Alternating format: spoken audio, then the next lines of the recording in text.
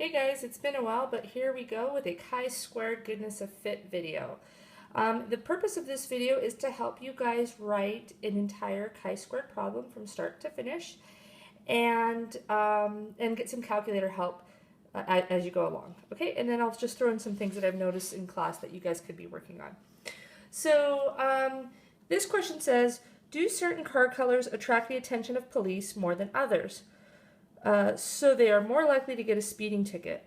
A few years ago, a newspaper took an SRS of 120 speeding tickets at the courthouse and found that 20 red cars got a ticket, 33 white, 39 black, and 32 other. He went to the DMV and obtained data on the distribution of the car colors for all registered in his state, and he got 14% red, 35% white, 23% black, and 28% other. And we're trying to figure out if there's significant evidence that the sample proportions are different than the DMV stated. And when we say the sample proportion, we mean of cars that got speeding tickets. Okay, so we've got 1, 2, 3, 4 proportions. And we only have a 1 prop Z test and a 2 prop Z test. There's no such thing as a 4 prop Z test. So when we have 4 proportions, we can no longer use the proportion test, and we need to switch over to chi-squared. So in this one, we're trying to see, do these proportions match what we saw in our sample? Okay, so we're going to first start out by writing our parameters. Our parameters, we want to use the words same and different for the null and alternative hypothesis. So I'm just going to copy it straight from the question and just use the word same and different. So the sample proportion of colors of cars stopped is the same as DMV reports. And the alternative hypothesis would be the same thing, but with the word different there. So just to save time, I'm just going to do the little quotation marks. But you know, you would rewrite this. And we need to choose an alpha, and you can choose any alpha you want. So let's go with the regular old 5%. Okay? So now we want to go and do our conditions. Now, many of our conditions refer to the expected values. Okay, I'm having more trouble with this than I thought. Okay, many of the conditions have to do with our expected values. And we don't know our expected values. So what I'm going to do is I'm going to write them out right now, and I'm going to show you how to calculate them. So according to, also remember that you're supposed to be stopping the video, trying it out. If you get stuck, then turn the video back on.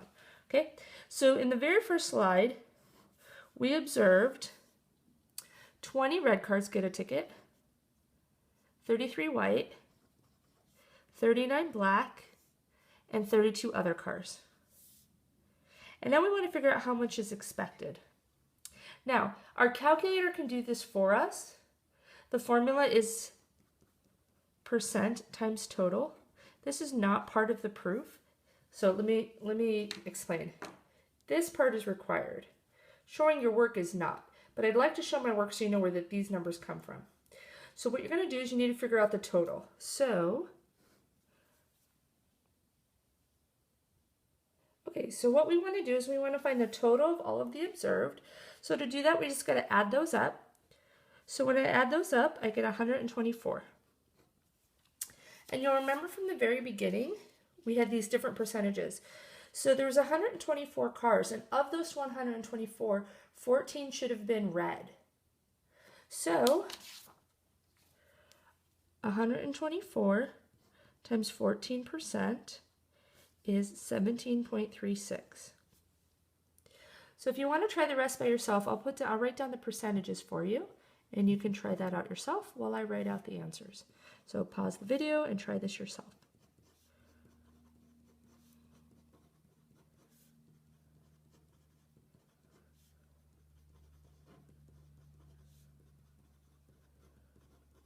Okay, so this means that 20 red cars were pulled over, and there should have been 17.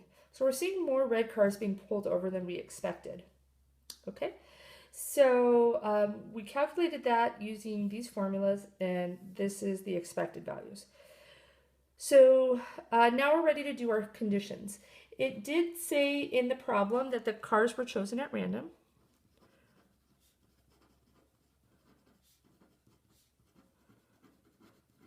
We want to make sure that we pick an independent sample, so we're not using the same cars over and over again. So if we have 124 times 10, that's 1,240 cars, and there's definitely that many cars out in the population.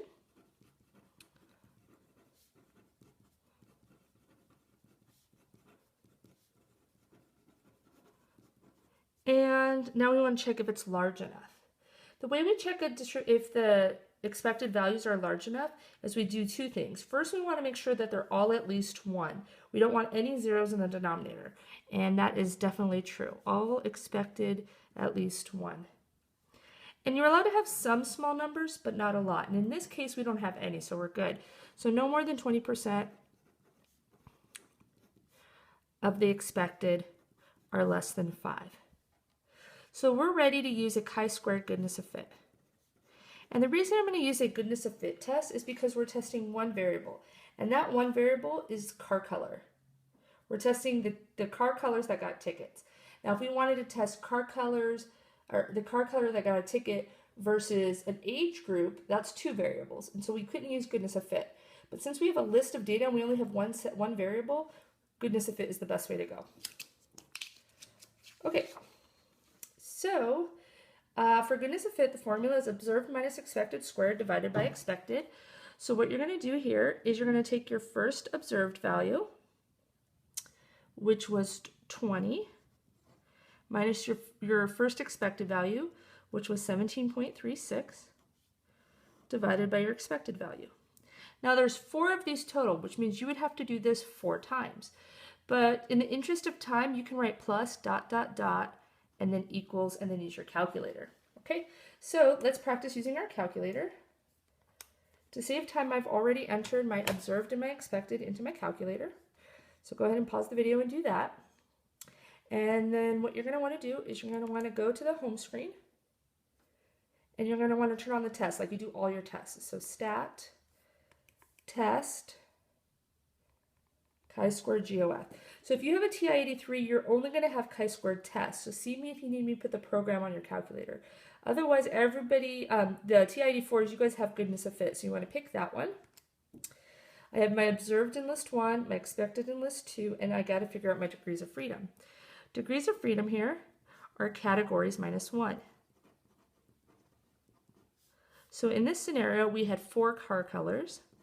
So we have 3 degrees of freedom. Right? 1, 2, 3, 4. Yes, 3 degrees of freedom. So let's change that to 3 and calculate. And there's the answer that we need to finish up the proof.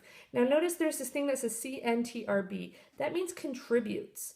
So that's what each chi-squared is. So the chi-squared for red is 0.40. The chi-squared for black is 2.49. The chi-squared for, I think I'm saying them out of order, but anyway, those are all the chi-squares. This number is the sum of all of these numbers. So sometimes on the test, you might see a question like, which one contributes the most? All that means is which one of these added the most to make that answer. So which is the biggest one here? That's what they're asking, okay?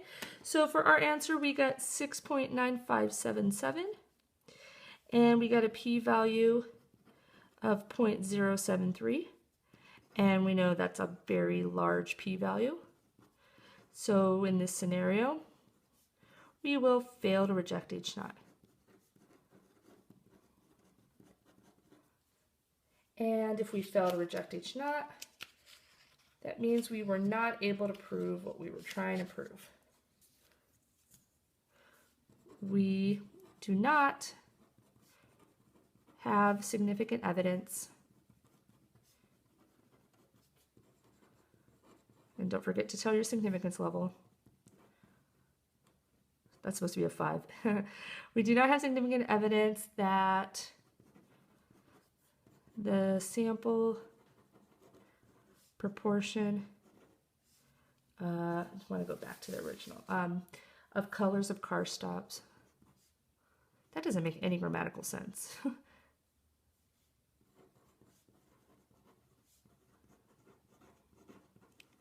Is the same as the DMV reports. Okay, and there you go. There's your chi-squared. Goodness of fit. Hopefully that helps, and best of luck.